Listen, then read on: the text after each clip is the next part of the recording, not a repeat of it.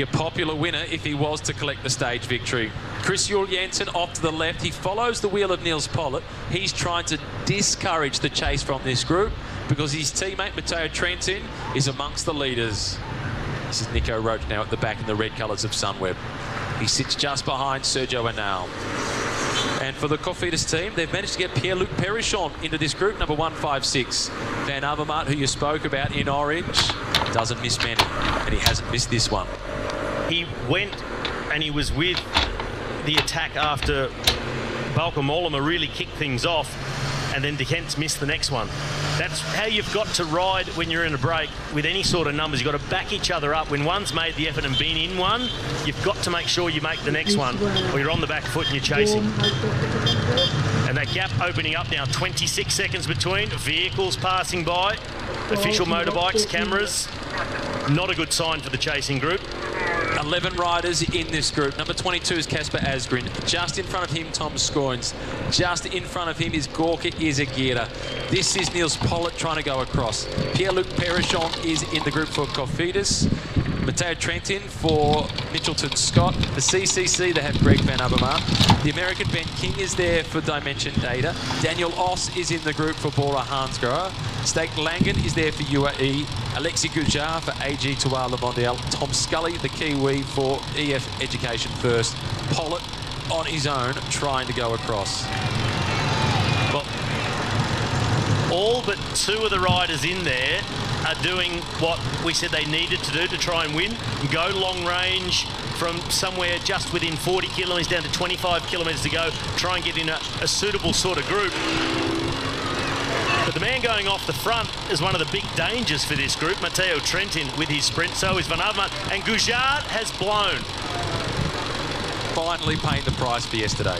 Said it earlier when we said he's so active, maybe because he's already feeling the pinch and thinking, I won't be good enough to go in the final part of the stage. I'll see if I can get away and get in a group and they let me slide. It's caught up with him. The one thing the team criticises Alexis Gujjar for is being too aggressive. It's a nice thing to be criticised for, but today's paid the price for being a little too active. He's out-attacked himself. Yes, he has.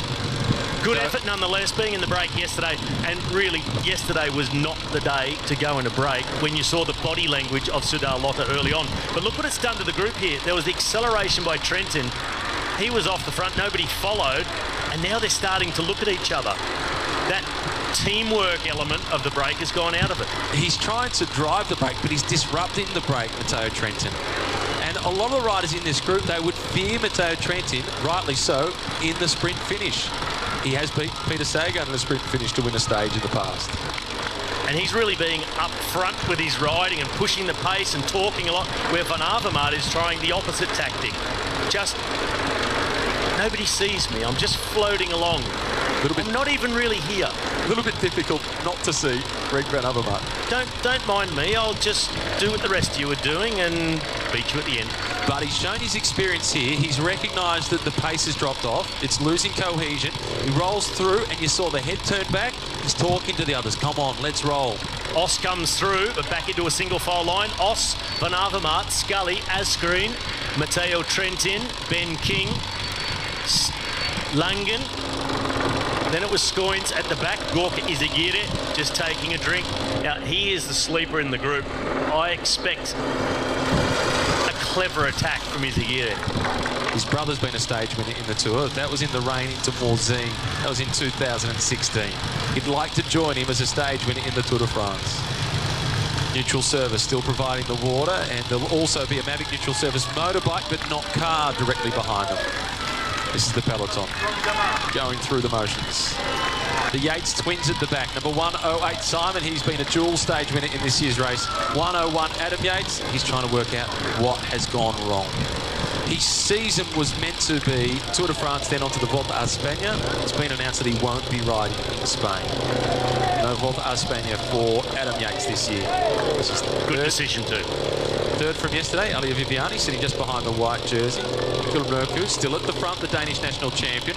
The yellow jersey, Julian Alaphilippe, should come out of today reasonably happy. It's been a stress-free day, as much as there can be one for the race league. Yeah, he'll be very happy with how it's gone today.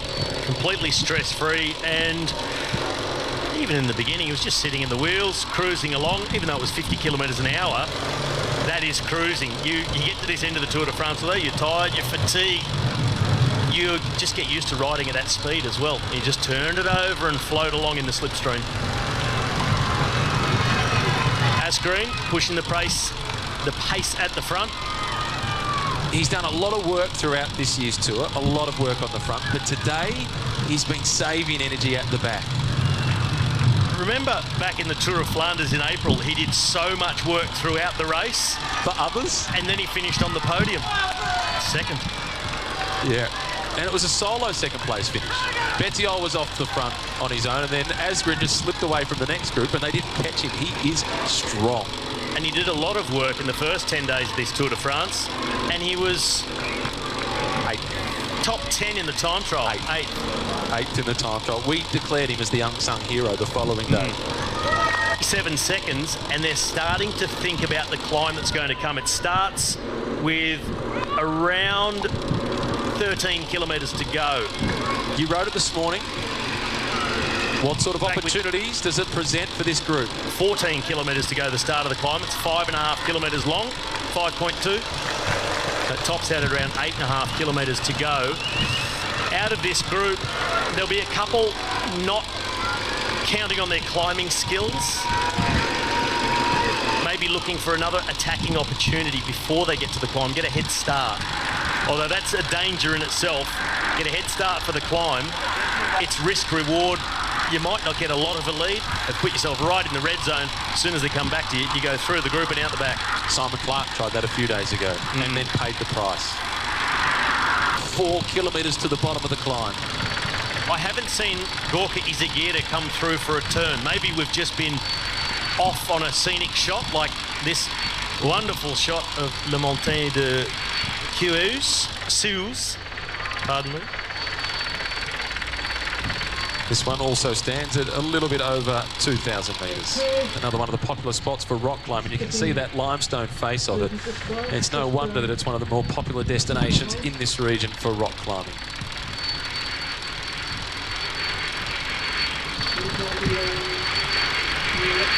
With the terrain that they have down here as we head towards the Alps, it's no surprise that it's very popular.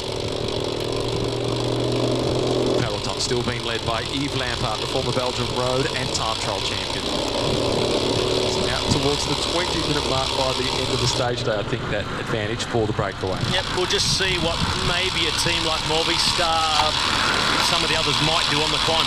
Just ride a little bit quicker, possibly thinking just be in position for the descent. It's not a technical, difficult descent, but nobody wants to get caught out. It's not the traditional descent that we see down into Gap, which was a hair-raising one. No, that was off the Col de Mons, the Category 2 climb, and we've seen a few come undone down there and splits in the peloton. It's nothing like that. It's a lot more straightforward, so nothing for the peloton to worry about. This group, they're getting ever closer to the foot of the climb, and the gap is growing almost out to 40 seconds. Here he is, Izagirre from Astana, rolling through. He is adapting or approaching this with the Rui Costa strategy. Just enough to keep everybody happy. He's sure to attack on the final climb. I think so. Out of that group, he's a man who really needs to attack this group with the likes of Trentin and Van Avermaet in it. And this is what remains off the front of the breakaway group. Originally 33 riders, now 11 off the front.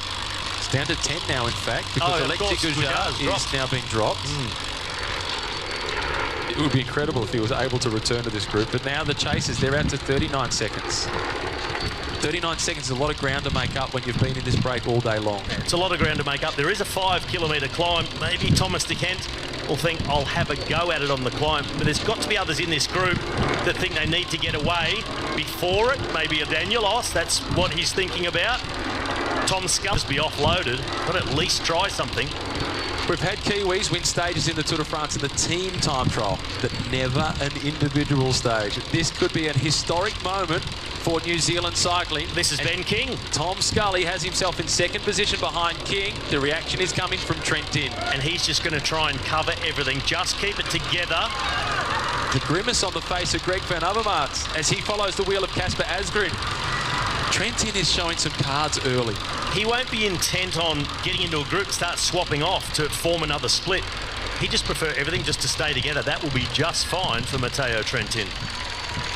37 seconds now. The gap reduces ever so slightly to the chasers. I'd like to see exactly what's happening back with the chasing group. Swing across the road, and Ben King, well, he has a look and then gets up on the pedals and goes. It's Van Avermaet who tracks him. Asgreen, he also sees the danger. Trentin the same. He responds, number 107. Not only Asgreen, counter-attack, over the top. The youngest rider in the leading group, and he puts them all under pressure. Well, they are very close now to the foot of the climb. This is a big effort. Climb is just a little way down the road. That was a soigneur for Dylan Turns stepping out on the road, but sorry, he's not there yet. He's missed the split. And he's creating a sprint. Tom Scully now in the pink colours. The bow of the head is never a good sign. Tom Scully, you can cross him off. Ben King as well, he's been distanced.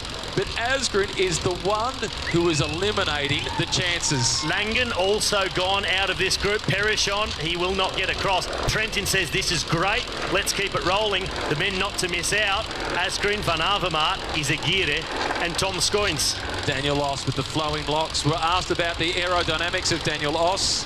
He loves his hair. He sits at the back of the group. It's part of his branding, Daniel Oss. It makes it easy for us to spot him. He's the rider at the rear of the group. Trentin, he's eager for this to keep moving along. We got rid of a lot of guys and always talking, always pushing. Come on, guys, let's keep it going. Roll it over, almost at the bottom of the climb. And Izagirre, he has got to be the man who will attack. He can't wait till just near the top. After the showers that we had, the dripping that you see in that musette bag from Michael Hepburn, that's the stockings full of ice to take them through to the team leaders. As one of his teammates, Matteo Trentin, he's not waiting for the sprints, he's showing his strength. The cards are on the table. Well, followed all the moves, and he's obviously thought to himself, it's just not moving quick enough. Maybe they're too tired, off I go. Reaction now coming from Pierre-Luc Perichon. As Trentin is on to the climb, the Col de la Sentinelle, 5.2 kilometres, 5.4% average. And he is a strong time trialist, Matteo Trentin. Then real pause back in this group. Who's going to do the work? They cannot. Wants to do a big turn for the rest as they get to the foot of the climb. Could be a master stroke by Trentin. Perichon, he was dropped when Trentin was one of the ones making an acceleration. He surely won't ride across the Italian. No, he's looking over his shoulder. He's looking for the chasers. The race is out in front. Pierre-Luc Perichon, second on the road. Matteo Trentin is all by himself. An adjustment of the jury or just a silent prayer. He's off the front solo, and that is a big gap to cross. Chasing group being led by Tom Scoins. It's then Greg Van Avermaet in orange. This is Pierre-Luc Perichon of Cofidis. Looking to end an 11-year drought for this team. Is he making any progress? Not yet. This is Trentin. And he's the rider that I would have backed in the sprint finish from that group. Trentin, fastest man in the group, the one the others don't want to go to the finish with, want to offload him, attack him, use him up. He'll have none of it. He'll leave him behind first. Impressive. He was fourth at the World Championships in 2017, Matteo Trentin. He's won multiple stages here at the Tour, 4 at the Volta di Spagna and 1 at the Giro d'Italia. He's already opened up a 13-second advantage, make it 15 seconds on Pierre-Luc Perichon. Well, he won stages here at the Tour successive years, 2013 and 2014. In 13, he beat Albacini in a photo finish. And then the next year, he won into Nancy from an elite front group after a difficult hilly stage, coming in ahead of Peter Sagan. And at that point, he was riding with the Quick-Step team. Omega Pharma Quick-Step, it was then known, now known as the Koenig Quick-Step. He's got the jersey fully open, 37 degrees still at the finish line in gap, 4.2 kilometres to the top of the climb. This is the pursuer, this is Perichon. And this is good news for Trentin that Perichon is still in between. A man who was dropped when the race went a bit faster. And he's at 17 seconds, 26 seconds to the next chasing group. And Perichon keeps looking over the shoulder. This could be it. Trentin has laid the winning move. Maybe a lot won't consider this going out on a limb. I'm calling it. Trentin will not be caught. He has looked so fresh. He's been all over every move. He's been attent, he's been strong, he's covered attacks, now he's made his own. He's been so eager in the moves as well to do the work, to get everybody moving. It's like he's on a big adrenaline rush. Surely they can't catch him. The gap has opened up even more. He's not showing any signs of slowing down, Matteo Trentin. He was interviewed before the start of the stage. No pressure on the team. You've already got 3 stage victories. Yeah, but I haven't yet. Prophetic words by the Italian, the man who is the European road race champion. And from his team, Mitchelton Scott, just as you said, one of the men with 2 stage wins in this race, Simon Yates. He sits at the back of the peloton, having a relaxing day, and I'm sure following the progress updates of his teammate off the front. This is a Pic de Bourg. It's the 3rd highest peak in this region at 2,709 metres above sea level. Cooling off for Matteo Trentin. He's feeling the heat, but it's not from the chase because they are going further behind. Perichon at 23. The rest of the pursuers at 33 seconds. That's the group with Izagirre and Van Avermaet. And how discouraging for that chasing group now at 33 seconds when they've seen the strength of Matteo Trentin. It's Os on the front, followed by Asgreen, then Izagirre, Scoins, and at the back, Van Avermaet. They don't look like a group who will close down a Matteo Trentin. These are not tactical decisions. That is the best they had. This is the best they've got. The strongest man is going to win this bike race. Plain and simple. Matteo Trentin off the fronts. He's got it all in front of him with just on 11.5 kilometres remaining. It's 23 seconds now for Perichon. Pierre-Luc Perichon is putting up a good fight. Yep, dangling 13 seconds in front of the group that he caught right before the foot of the climb. He went up and over as they took a pause, and he's still holding them off. He's 15 seconds ahead of that group with Van Avermaet. And he looks cooked at that point, but he's really bounced back well. At the moment, he's hanging on to this time gap. He's not losing any more at the moment. That time gap actually having him come in by 1 second on Matteo Trentin, but he still can't see him. 22 seconds is a big gap. This is his 4th appearance at the Tour de France for Pierre-Luc Perichon. He's never won a stage in the Tour, nor a World Tour level race, but he has won a good race if you like your cheese. He has been a winner of Paris-Camembert. Where you win your weight in? Camembert. He won that back in 2012. This is Os, followed by Van Avermaet. They're trying to work. You're right in your assessment. It's not so much that it's tactical, just this is all that's left in the tank. It is stage 17. They've been racing throughout the Tour now for more than 2,500 kilometres. And the gap is growing. And Matteo Trentin, his virtual finish line is the top of this climb at 8.5 kilometres to go. It's pretty much all downhill into gap, just a couple of little pinches a few hundred metres long. But he knows if he can have 20 seconds at the top of this climb, they will not see him. This is the next group on the road. These are the remnants. This includes Edvald Bosenhagen. Also in this group is Ben King. Simon Clark is there in the pink colours. Dylan Toynes is at the rear of the group. Just in front of him is Volker Mollema. 3rd last from that group is Nico Roche. This is Langen at the front of this group, trying to drive them back on. Simon Clark, he's in 4th last of the group. Justin Roche behind him. Is that Henao? Yep. Former Colombian national champion, Sergio Henao. And the gap to the peloton out to 18.5 minutes. Just over 2 kilometres from the top. This group looks like it'll be caught by the group that is chasing them down, and then they'll get the news, oh, but hang on, Matteo Trentin, he's still another 40 seconds up the road. Another big dive down into gap. Gorka Izagirre. Now the attack comes from Kasper Asgreen, and nobody with the legs to go with him. The young Dane has proven to be a powerhouse in 2019. One of the revelations of last year's Volta a España, confirmation this season. But if he's able to accelerate like that right away from this group and distance them, he's waited too long. He should have done that before if he really did have it in the legs. He's onto that little flatter section now as well. 41 seconds, the gap at the moment. Kasper Asgreen made the move. He might be able to take 5 or so seconds away really quickly with the acceleration. But then once it gets into the stabilisation, Trentin's not backing off. He's not slowing down. He's showing no signs of weakness. And he's 500 metres from the top of this climb. The gradient a lot easier. He will power across the top of the Col de Sentinelle above Gap, and it'll be a lightning fast descent. It's a pedalling descent, so it's not as steep as, say, a Pyrenean or an Alpine descent. It's certainly quick, open and flowing. Asgreen pretty quickly across to Perichon. He will make contact with the Frenchman by the time they reach the top. It's been a good acceleration by Asgreen, and he may live to regret that he didn't try this earlier. It's not over yet, Robbie. Okay, but it is. Not quite. They will not catch Trentin, surely not. Too much experience, too much fight. You could see this morning in his interview how much he wanted it. Popped himself into the break, and the way he's ridden it all day long, the only thing that surely that could stop him is a mistake. Yeah, I'm 99% with you. But Casper Asgreen is a guy who has surprised more than once this season.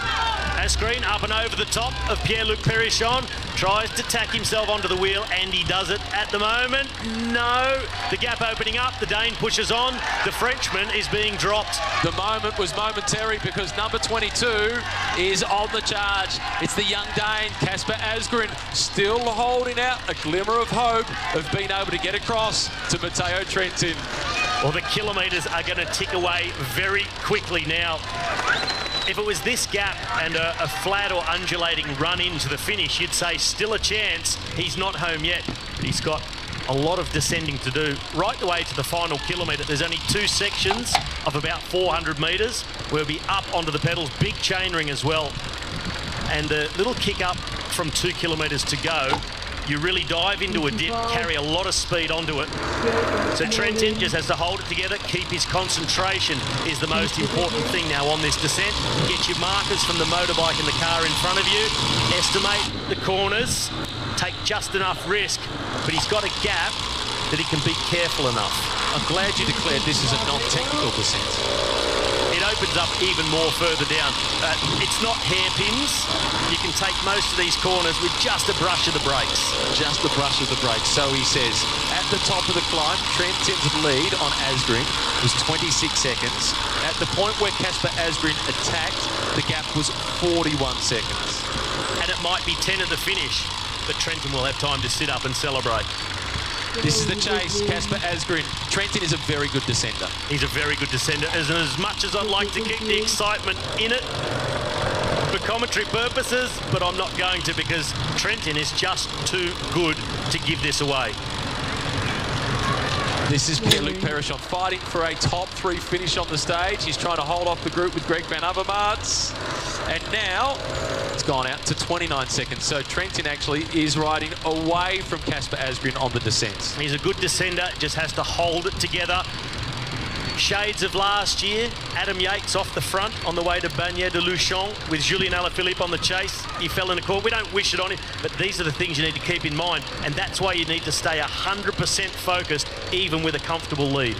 And Yates, Mitchelton Scott, Trentin, Mitchelton Scott, Asgreen, quick step, Alaphilippe, quick step. Shades indeed. That's why it all came together. Flatter part of the descent, so the further you go down, the less gradient there is. Back onto the power for Trentin. Line up that car in front, see what sort of curve there is in front of you. Ease off slightly, back on it again. He looks so powerful, Matteo Trentin, the European road champion. He's won sprint finishes in this tour before, one from a breakaway group, another one getting the better of Peter Sagan. Now Casper Asgreen, it's heading in the wrong direction. Yeah, both Matteo Trentin's Tour de France wins have been in group sprints. The one in Nancy in 2014, quite a large group sprint. The other one in 2013, a smaller breakaway group like this one with about 15 or 16 guys left and just got over the top of Albacini. Well, he's making sure of this one. Just the strongest man in the group on the day. In the end, when you look at it, he's ridden away and simply outpowered them. He was all over everything, didn't miss a beat, not a single mistake, and he's the strongest. That 1% hope that I was holding out for Casper Asgreen, has just evaporated underneath the sun into gap as it goes to 31 seconds. Yeah, the time gap's going out. This is that little uphill section through 5 kilometres to go. It goes for a few hundred metres, and it definitely stings the end of a 200 kilometre extremely hot day. Stage 17 of the Tour de France. It is hurting like the proverbial, but Trentin, he can smell the stage wind. It hurts a little less when you're in front and the time gap is going in your favour. But this is another brave performance by Casper Asgreen. He holds 8 seconds over Pierre-Luc Perichon. It's a further 8 seconds back to the group of Van Avermaet, which has swelled in number with riders joining them from the chasing group behind. The breakaway, it absolutely fell to pieces. And Matteo Trentin has been responsible for a lot of the damage. This is Bauke Mollema with Gorka Izagirre. Trying to go across. In March of last year, Asgreen was still riding with Team Virtue Cycling, a continental team, down in the 3rd division of the sport. He got picked up by De Koning Quick-Step, and now the 24-year-old Dane finds himself in with a chance to finish 2nd on a stage of the Tour de France. He was 2nd this year at the Tour of Flanders, a stage winner at the Tour of California. Well, whoever is responsible for that talent ID, well done. Izagirre, Mollema, then Perichon, Toynes and Van Avermaet contemplating what might have been. They've missed their opportunity. Yep, the rest, they are way out of contention for this one. This is that downhill stretch down towards 2 kilometres to go for Matteo Trentin. So all downhill till 2k to go. Another kicker up for about 400 metres.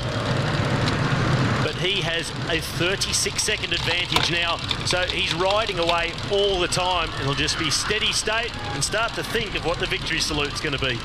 Well, he hasn't had much chance in his previous stage victories to really focus on it, as it's been the adrenaline, one with a photo finish where he actually had to wait maybe up to 2 minutes for confirmation when he got the better of Michael Albacete. Yeah, that was super close on that occasion.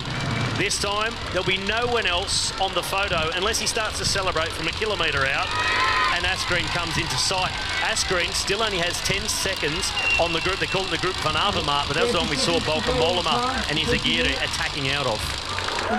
Matteo Trentin on target to make it stage win number 4 for Mitchelton Scott. This last little uphill section, then it's downhill to, he's got the downhill until the 2 kilometre, then a proper kick up.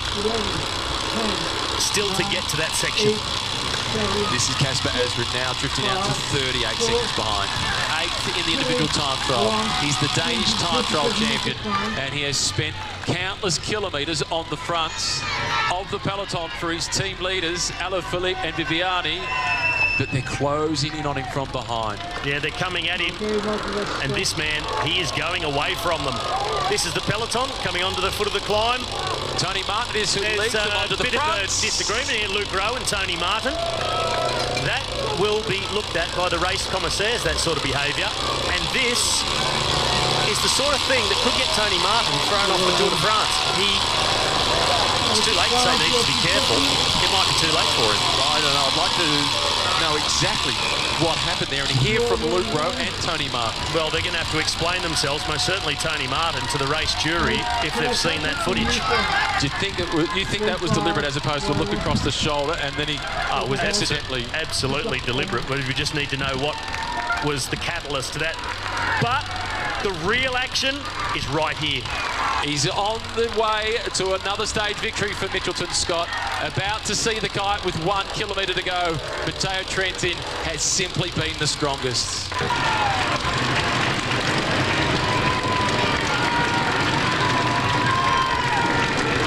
Pat on the back from the yellow jersey. Gratitude for Dries Devenants. 20 minutes and 10 seconds the gap. Still leads. It is followed by Thomas, Kruiswijk, Pinot, Bernal, Bookman, Landa, Valverde, Uran, and then Port rounds out the top 10.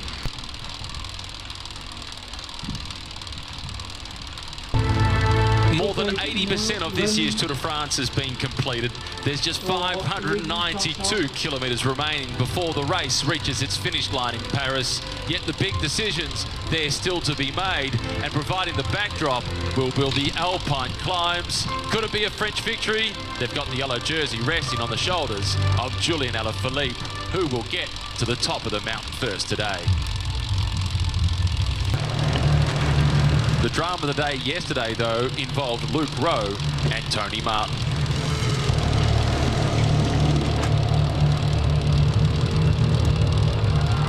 On the road approaching the final climb, the battle was on for positions.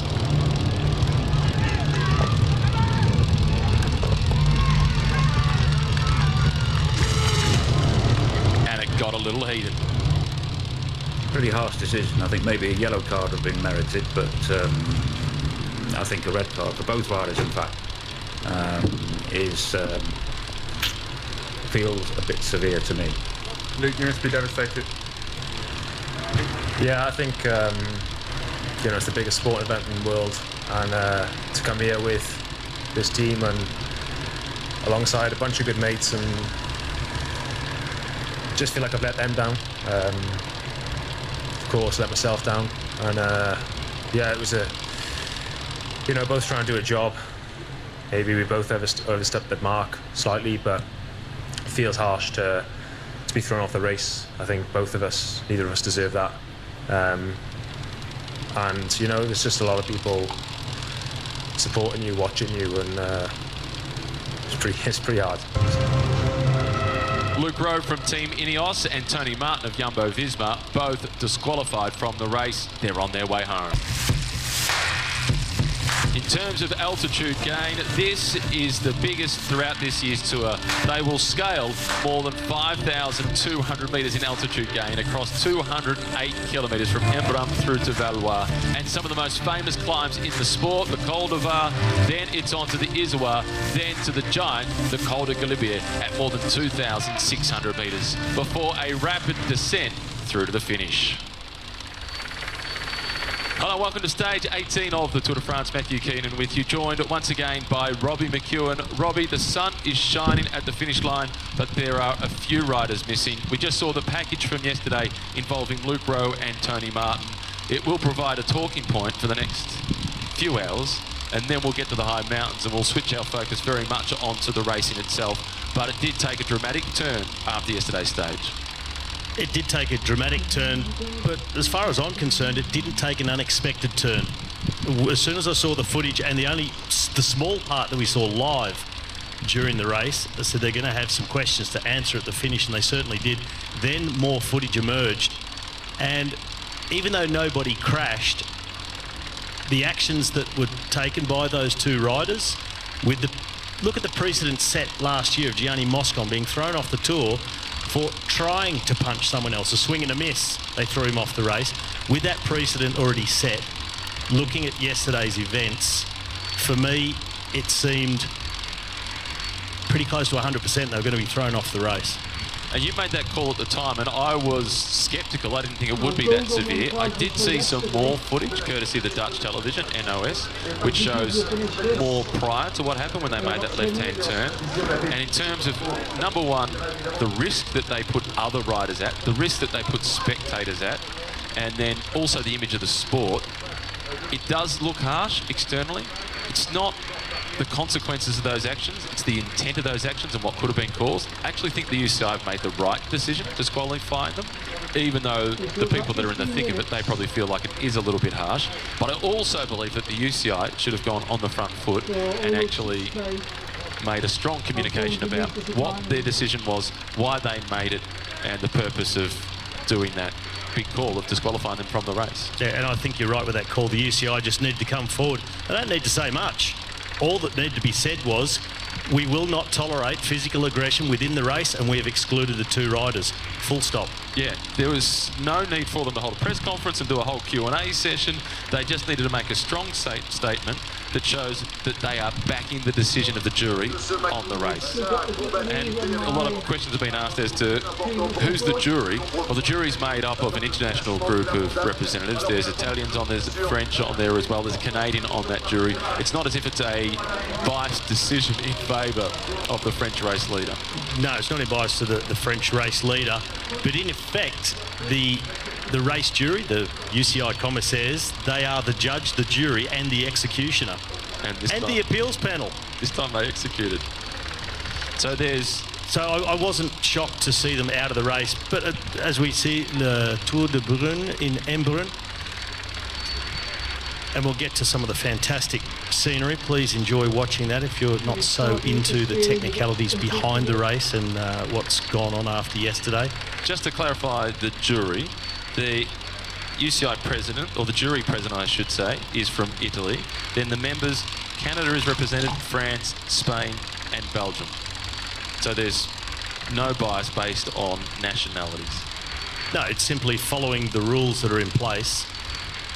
They had the option just to issue a fine and a warning and points deduction and other various things that are meaningless to the riders, really. But they went the whole hog, said out of the race. The race moves on. The teams were planning an appeal, heard nothing of that, but they will not go back. As I said, judge, jury, executioner and appeals panel. They're not going to reverse their own decision. So the riders are lining up for this stage, what is the Queen stage of this Tour de France. And their fine was 1,000 Swiss francs, Robbie, which is significant, as opposed to 1,001 Swiss francs. Yeah, so if the fine they got was under 1,000 Swiss francs, it gives you no right of appeal. A fine over 1,000 Swiss francs, you may appeal. Correct. Read this fine print. Just got to that bit. Julian Alaphilippe in the yellow jersey. This is a big day for Julian Alaphilippe. They've all been big days for Julian Alaphilippe, whether they're flat or hilly. He's made something big. Just the fact that he's still in the jersey day after day, it's huge.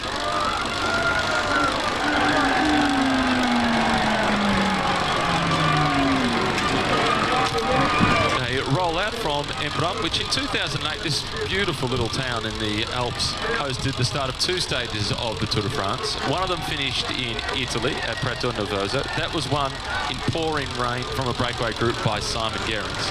The following day, it was a stage that went through to Alpe d'Huez, or a few days later, it was a stage that went through to Alpe d'Huez, and it was Carlos Sastre who won the stage with a bold breakaway in the blazing sun.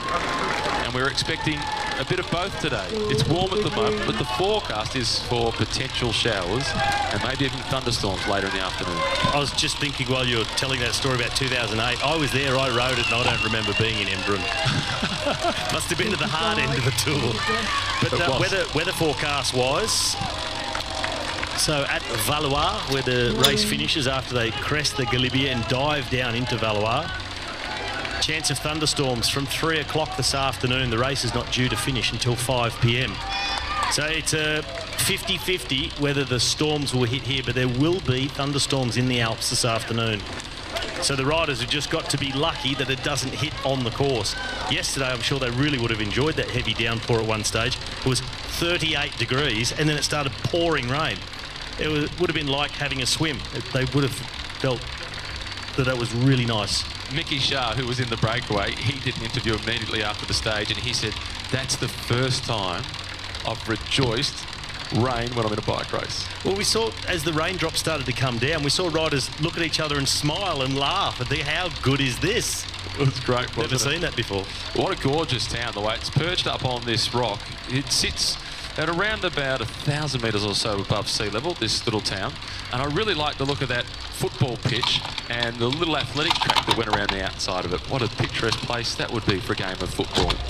First, they stay up on top for just a couple of kilometres before they really drop down. So gradually down, they're about to drop onto the real descent. Hand signal there from Lutsenko, I'd suggest indicating to Perichon, let's keep rolling and wait and see who comes across to us.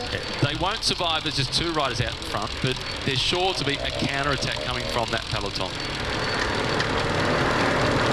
Lars back, the first rider to attack, has rejoined the rear end of the peloton.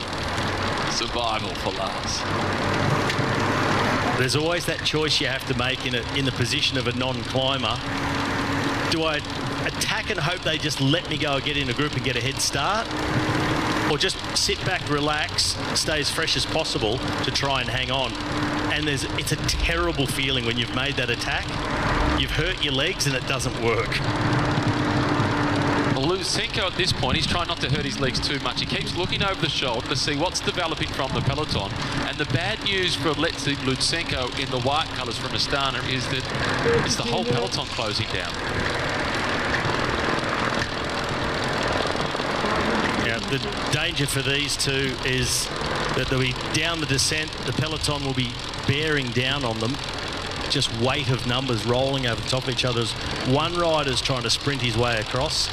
When we get back down onto the flatter roads, I think the attacks will just continue out of the peloton, and it'll probably just eat up those two in front. We'll see a whole new break form. Yesterday, it's still small. It is still small. Yesterday, when we drove up the final climb, the low terrain onto the Col de Galibia, it was a headwind. The forecast today is for that portion of the climb to be a tailwind. How does that impact on the way the race is ridden? It's going to be faster, of course. It's better for the pure climbers. Nobody can sit and slipstream behind them. As we see Le Fort Joubert and Saint-Vincent-le-Fort. This is also called the Saint-Vincent Fort. Then it took up the name of Joubert. It was built in 1692 at the request of Vauban. It was never attacked because of its strategic position. It was a little bit difficult to get to. Listed as a French historical monument, that was as of 1994. And that construction work that you can see being done there, that's by the people who currently own it. It is a private residence. So a much more modern section of building right there in the middle. And what a view. Tough home to return to if you're a bike rider. Do you think you'd leave the car at the bottom of the hill occasionally? Absolutely. Still no official breakaway being formed at the front.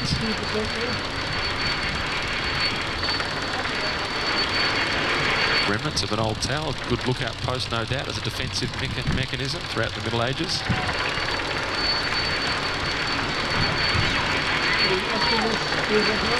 And this is what so many people love about these alpine stages. The views are just incredible. The scenery is stunning.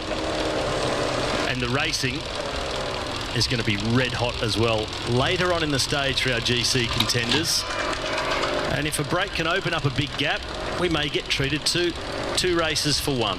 For the guys that are inside the top 10 overall, particularly those that are inside the top 6 and within striking distance of the yellow jersey, we've already spoken about the sprinters wanting the break to get established and the race to settle down. I'm assuming they'll be in a similar position. Particularly Julian Alaphilippe. Perhaps there's others in there that want the race to stay hard so it softens the legs of Julian Alaphilippe. But if it can settle down sooner, that is better for the yellow jersey. It's better for the yellow jersey, but some of the others, they may prefer it just to be aggressive all day long. Really hard racing. And a guy like Thibaut Pinot, who showed in the Pyrenees that he seemed to have the best legs, he may prefer it just to be that bit harder all day long. Racing really kick off in earnest, maybe already on the Col d'Izoard, the second big climb of the day. It starts at around kilometre 117 into the race. So with 90 kilometres to go. And we have seen Thibaut Pinot in the previous stages, in the Pyrenees in particular, where he has used his team early to make the race hard, to try and soften the legs of the yellow jersey. So today, for now at least, it's not his team that needs to do it. It's the rest of the peloton trying to do so as they aim to get themselves into the breakaway, playing into the hands of Thibaut Pinot.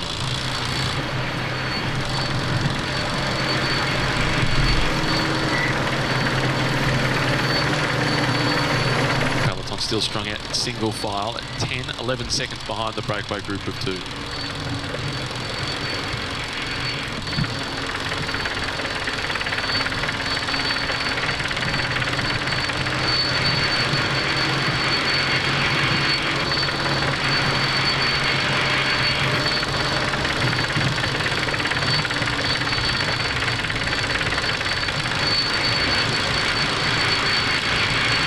Another look over the Lac Serpenson. They race along the shores of the lake, in this case still high above them but very close to the lake's edge. for the first nearly 30 kilometres of this race before they leave the shores. Then it's on towards the sprint of the day in Le Tuile.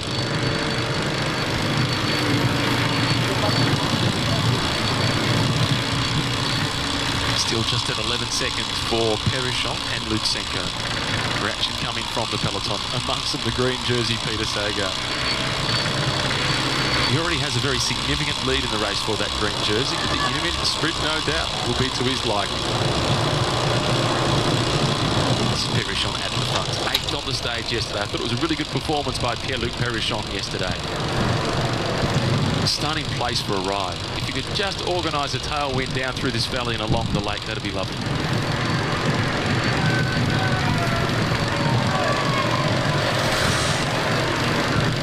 A large portion of the convoy of the Tour de France drove along this route yesterday as they made their way from yesterday's stage finish through to the finish line in Valois this afternoon.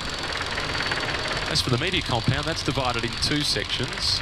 The commentary crew and most of the TV production, we're all based down in Saint-Jean-de-Maurienne, or Saint-Michel-de-Maurienne. Saint-Jean-de-Maurienne is just nearby. There's been stage finishes of the Tour there before, but we're in Saint-Michel-de-Maurienne, where there was a stage finish of the Tour de France, the Criterium de Dauphiné earlier on this year. This is Lutsenko. And now, even further, say 16 days into the Tour, absolutely eating their words with Soudal Lotto with 3 stage wins, 2 weeks in the polka dot jersey with Tim Wellens. They're riding a fantastic Tour. 3 appearances on the podium for most combative. They managed to win 2 stages at the Giro d'Italia. That's not a bad Giro. They're harsh critics. It's not. They were maybe out of ideas for decent stories. So they thought, let's do that one, because they're underperforming compared to De Koenig Quickstep, who operate with a much larger budget, have a really broad team of star riders. And you shouldn't compare the two on that front, but they're always going to, because they're both Belgian teams. But Soudal Lotto have really shown that they're worth every cent. Yeah, it's a good return on investment for the sponsors. We spent a lot of time talking about them because they're either in the breakaways or in a position to settle up for their sprinter, Caleb Ewan. And in Belgium, the National Lottery and the people who decide how much money goes to different sports and sponsorships and causes and charities and cultural events, all that sort of stuff, they say this is not just a sports sponsorship, this is cultural. In Belgium, cycling is a huge part of the psyche of the people, of the culture of the nation.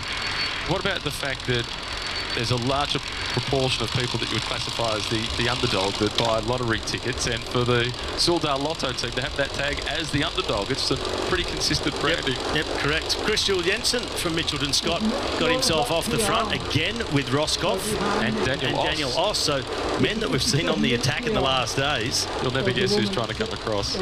Peter Sagan. And the peloton completely strung out at this point. And still that little gap, it hasn't quite got closed yet of that chasing group who were dropped on the Category 3. They will close it up, but it's taking a lot of effort. They've already gone over a Category 3 climb, and it was gradually uphill just to get to the base of it. And the average speed so far after 38 minutes of racing is 43 kilometres per hour. This is Chris Jules-Jensen. He was in the breakaway yesterday. Michael Matthews in the red colours of Sunweb once again. Where Sagan goes, Matthews goes. Roman Sicard. It looks like Calmajan. And here comes yesterday's winner, Matteo Trentin, with Jack Haig. This is Matteo Trentin not trying to get himself into the breakaway. This is Matteo Trentin trying to get the rider behind him, Jack Haig, into the move. This is such good teamwork. You saw the look over the shoulder in the wheel. Follow me around the group. We're going to keep going. I'm going to launch you up the road. And Jack Haig was having some real trouble following. Now, 3 teammates in this group. Jules-Jensen, he sees it, he goes again as well. And Trentin swings off. He's out of the way. He was into the red zone to get Jack Haig across. You've heard of sprint lead-outs. That's an attack lead-out. That was brilliant. Lutsenko, Perichon struggling to follow. This is the intensity with still 178 kilometres to go. They haven't even started the tough stuff. Now, this is where they need these riders to break the elastic, but look, it's all come back together behind. So even a huge move like that, such as the intensity in the group and the intent to get in the breakaway as well, they're just not able to shake the field. That was Jack Haig. Just did a please, please, please to the side of the road. That was a Soignier from UAE Emirates. And they said, yep, okay. Nice. Lutsenko now going by himself. Perichon figures, I can't hang out with you all day. This is a little tough. No, especially after yesterday in the break for Perichon, a really long day out in the heat. Tried really hard, was in second position coming to the top of the Col de Sentinelle, the last climb of the day, passed by Asgreen just before the top and eventually caught by the chasing group as well. Came across the line in 8th. It was a really good ride. This is Perichon, the rider that Robbie was just speaking about, now being soaked up by the peloton that's led by Joey Roscoe. Kreuziger in third position with the green helmet on. He's not too badly placed overall, Roman Kreuziger. He sits in 15th position at 12 minutes and 6 seconds down. If he goes into the break, that starts to threaten guys that are inside the top 10. Well, he believes himself he's flying under the radar. Nobody's going to pay attention to me if I get up the road. And once I'm up there, it'll be too late. And they'll say, well, we'll have to sort that one out later. If he can get himself up there, that could be a stepping stone towards the top 10 for Kreuziger. He has finished in the top 10 in the past. As we race up Le Vallée de l'Oubet. Here, high up in the Haute-Alpes and heading towards the monster climbs that await on the menu today. Beginning with the Category 1 Col de Var, followed by the Col d'Izoard, and then the famed Col de Galibier. Famed and feared. Famous and infamous. Yeah. That brilliant stage victory by Andy Schleck in the 2011 Tour de France is etched in my memory. This is Steve Cummings at the back of the group. This is Bilbao now at the front for Astana, who looks really uncomfortable. Yeah, he has that bouncing style, but it's effective. He's a good climber, and he's followed by Mikhail Kwiatkowski. So again, Robbie, we're seeing Ineos on the front foot. Maybe doing a Movistar. We often see them put a rider in the break, get them up the road, and then they function as the perfect teammate later on in the stage. On Lutsenko, did you see that reaction? Look over the shoulder. Yeah. Oh, come on. Why don't you just attack and come across instead of just riding across all in the wheel? Thanks very much. It's one of his team. Well, that's why he's waving at his teammate. What on earth are you doing? Bilbao got the message, but it's too late. Yeah, it is. Yates again on the outside, coming. Impey up here as well. Yates had a little look around and then decided, no, it's still moving too quickly. I'll wait. I'll save it. Lutsenko presses on. He wants the break to come to him, not the whole peloton. But unfortunately for Alexei Lutsenko, he's about to be reeled back in. And he'll pay a price at some point for all this work that he's done on his own. Big turn here from Darryl Impey on the front, the South African national champion. And there is the split now. So we've seen Mitchelton Scott, they're trying to launch their riders into the move. And it comes a point where maybe riders don't have that freshness, that punch to sprint their way into a breakaway. So you just get someone on the front who's incredibly strong, wind it up, get going so fast that eventually someone pops and the gap opens up. And a gap has opened up. Exactly what Impey has done. They're riding with so much confidence. It's Yates now at the front, followed then by Kwiatkowski. Impey in third position. It would be an injustice if Alexei Lutsenko did not make the winning breakaway today. If indeed the breakaway does win. But if he doesn't make the break of the day. Yeah, at least to get into the break of the day and give yourself a fighting chance. Not giving up behind though, because it's Movistar who are chasing the gap. A lot of looking over the shoulders to see if it's splitting behind them, but it's not. Peloton all intact in the chase. This is a non-climber's nightmare to start to this stage. More riders trying to attack their way across out of the peloton. Roger Klug at the back for Lotto Soudal. So you'd assume Caleb Ewan is also here in the group. He always sticks with Caleb, whether it is for the sprint lead out or to survive the mountains. Max Richesi is responding in the white colours, the Argentinian national champion. The pink coming across with the bandage on, that is the Canadian, that is Michael Woods. As we look at the South African national champion, Darryl Impey really forcing the tempo. Mollema now into the wheel. Everybody coming across, so that shuts this group down. Impey pushing on. Because he has Yates everybody with just him. has a pause. He's got Yates with him, who they believe can win a game. They've got Weltpols calmly working his way back through that convoy of cars. This is going to be a desperate chase for Caleb Ewan before starting a Category 1 climb. They're pushing on at the front, but surely this group is too large now to survive. There's going to have to be a counter-attack come out of this group. Kelmajan has made it. So Total Direct Energy, after doing all the chasing yesterday, they're in the group. Roman Bardet is here for the AG2R Le Mondial team. First up, this is his teammate, Matthias Frank, and then it is Bardet. Just trying to identify the Movistar rider there. I thought for a second maybe Nairo Quintana. Quintana is 12th overall. He sits at 9 minutes and 30 seconds. Let's get another It is Nairo Quintana. Good pick from the helicopter. Quintana in the breakaway for Movistar. Bardet is here.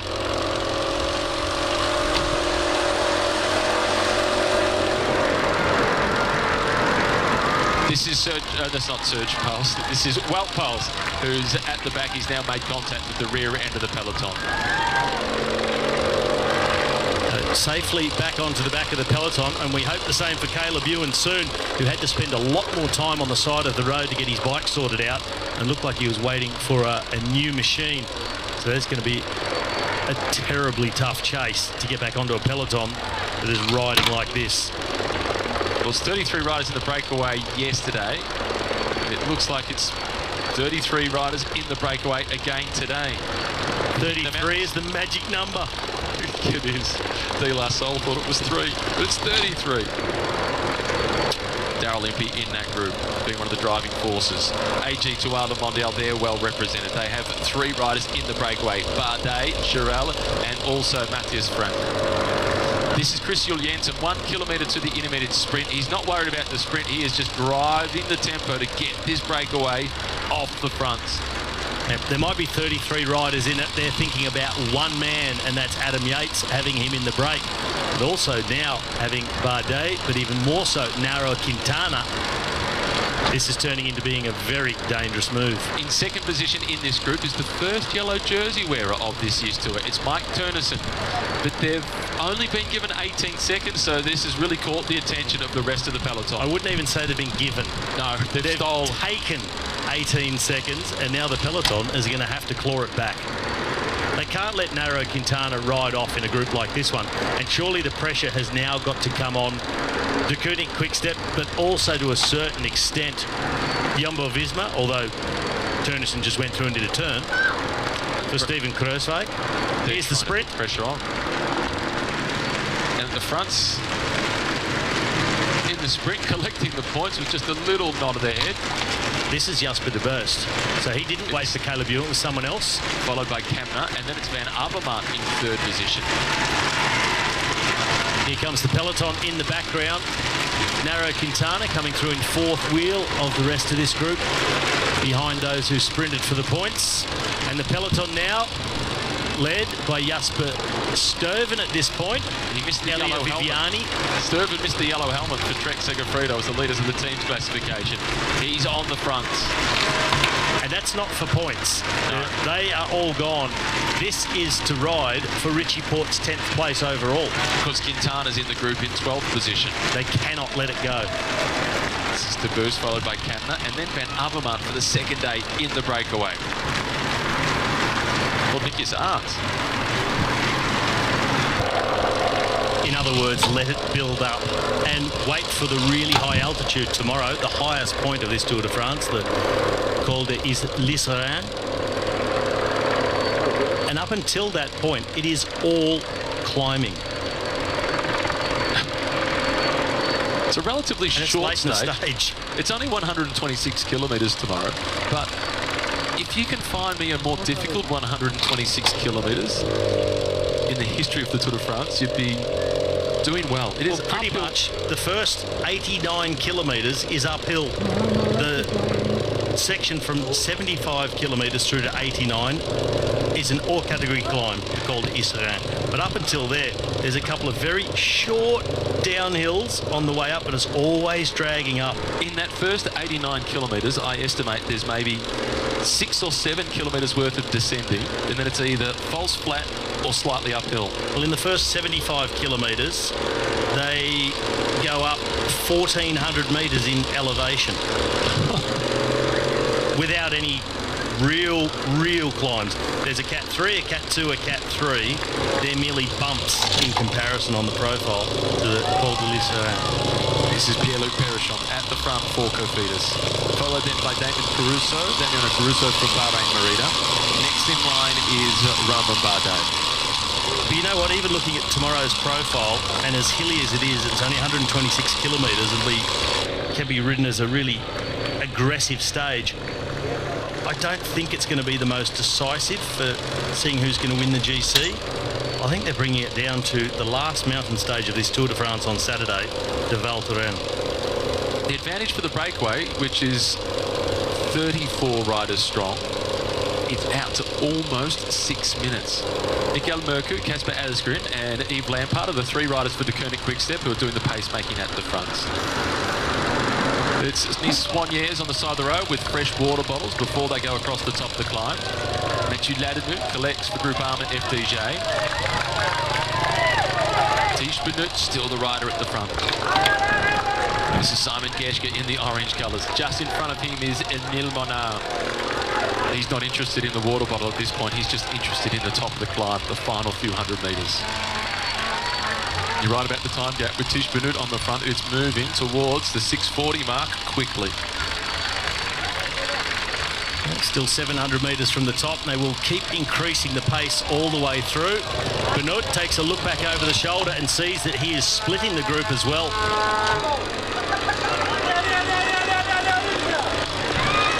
It's not such a bad thing, aiming for the stage victory, to get rid of any of the passengers. Still a long way to go, but it's a group of 34. You can afford to cut this group in half. You can, but you don't have to worry about the guys who are being distanced now. They're not your worry for later on. It's the men like Lutsenko and Quintana, the ones that are easily following the tempo at the moment, thinking, this is great, keep up the good work, boys. It looks like maybe this tempo has started to be matched back in the peloton. We might see different colours at the front of the peloton, perhaps. Maybe no longer Yves Lampard, or has he got more of the tank to up the tempo? It's still Benoot at the front. Quintana showing a little bit of interest here in the Movistar colour. And maybe Bardet as well. They know there's so many points on offer coming up. Bardet did sprint when he was in the breakaway a couple of days ago. That's Bardet that sits behind Jesper de Boos. He's 4th in line. Then it's Lutsenko, and at the rear of that little split is Nairo Quintana. Tish Benoot keeps on applying the pressure. Wellens, he's got his nose in the wind, checks across the shoulder. Bardet is the one who he's wary of. Tactically, he's very astute, Tim Wellens. Bardet wants the points. Wellens is leaving that left-hand side of the road open, teasing Bardet to go there. He'd be able to close the gate if he needs to, but Wellens has got too much horsepower for the Frenchman. 10 more points for Wellens. 2nd place it is for Bardet. Tactically astute, Tim Wellens, as you said, leaving the door open, saying, come on this side. And the Soigneur for Soudal Lotto after the top of the climb. The other teams, it was before the top of the climb. Well, it was something I always said to the Soigneurs, please don't try and give me extra weight before the top of a climb. Much prefer to get it over the top. There's some of the riders been distanced. Simon Geschke, that is a surprise, but he has already been active in this tour and maybe just threw the best of his powers so far. Niels Pollitt, the other German just behind him. Amael Moinard, the man wearing 217 from Arkea Samsic.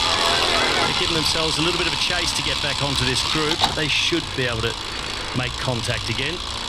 Back to the peloton, and that line at the front just that little bit longer. And that time gap sticking at 6:30, so the pace has increased to match that acceleration of Tish Benoot. Wellens trying to stay cool, collecting 10 more points in the race for the King of the Mountains jersey.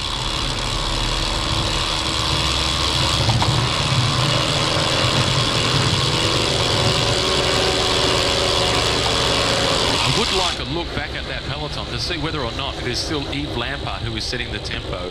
And if it is, if he's able to up the ante to match the pace that was increasing at the front of that breakaway group, that is really worthy a tip of the hat. 6:33, the advantage for the leading group. That's 2 climbs down, the 2 easy ones. The Category 3 climb, the Category 1 climb. The two hard ones are still to come. The next two climbs, both of them take them well over 2,000 metres in altitude. The first of them is the Col de Izoard. 14.1 kilometres long, an average gradient of 7.3%, and the steepest gradients in the second half of the climb. A lot of that black zone. What point will they do that? Or are they not too worried about Nairo Quintana based on what he has shown so far in this year's tour? Because Ineos won't ride to defend second or third overall. Confirmation of Wellens collecting maximum points at the top of the Col d'Ivoire. There's no point Ineos, the team that has won the tour so many times, 4 times with Froome, once with Wiggins and once with Thomas. Seconds of no interest to them.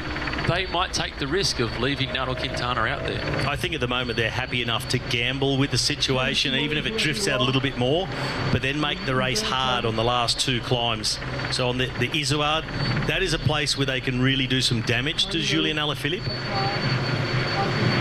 and then smash the race apart on the Galibier. I think they'll just be wary about going too early today. I think they're going to save it till the last one because it's the first of the big 3, the final few days of the tour, everybody heavily fatigued, so really measuring the efforts as well. Back with the breakaway. All smiles for number 87. That's the winner of the first stage of the race. And 2 days in yellow, Mike Turnison. 76, Lutsenko was the most determined rider to get into the breakaway today. He was in everything that moved for the first hour or so. Been incredibly strong to make it into this break. He's in that 2-man break and then pulled back in. Went again in a smaller group with Daryl Impey and Adam Yates. They were pulled back, then went again. He just kept at it till he got in it, but to be able to keep backing up effort after effort and put himself in the break. So really deserving of a good result today, but I wonder how much that has cost him in energy to get himself in here. And then with some pure climbers in the group that should be able to outgun him on the big climbs. Chris Juul Jensen, he thinks that one of his teammates in this group has those legs, Adam Yates. And maybe now using Chris Juul Jensen, set the pace on the descent, the next valley, get to the Izoard, and then his job is done for the day. Still got Daryl Impey in the group here with Adam Yates to try and still set some tempo up the Izoard. And maybe soon, maybe on the next climb, the teammates of Nairo Quintana will start to up the tempo as well with Verona and Amador.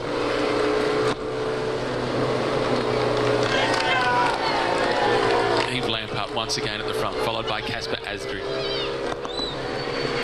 It's been a huge debut for Casper Asgreen. They do like the tightrope walking in this region. We've seen a bit of it over the last few days. Well, this gentleman, he's managed to hang on longer than the one we saw yesterday or the day before. As soon as the camera got on him, he took a tumble. I thought what have really caught your attention was the pump track that you saw. That's what I was looking at. After I got into the explanation, I stopped watching him. I was looking at the little pump track. Great fun for the kids. Great skills. Great fun for the big kids. That's what I thought you were going to say.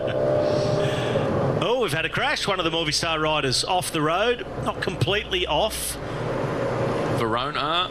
Amador. It's not Carlos Amador. Verona. Yeah, it's not Amador because it's 68. Yeah. It's Carlos Verona. So that's up in the break. One of the teammates of Nairo Quintana. Small mistake. He's only just sort of gone down. Still had his left foot clipped in. So he's gotten away with it. Just wide in the turn. Not the only rider to crash today. We saw 2 riders crash simultaneously, synchronised style. On the left-hand side of the road very early on in the stage, Caleb Ewan was one of them, and Wout Poels from Ineos was the other. Both of them picked themselves up pretty quickly. They landed on the soft side into the ditch with the grass. Yeah, it was a bit of a chase for Caleb Ewan because he had more of a mechanical fault than he had to. Okay, so I have just checked on online for the Mortirolo Shore KOM, and looks like there's some Canadian guy who beat Vincenzo Nibali's record by completing the climb in 43 minutes and 45 seconds, which is 1 minute and 58 seconds faster than Nibali's time. who did it in the 2019 Giro d'Italia. So 43.45, I yet got these 5 at least there in under 40 minutes. Yeah, bullshit.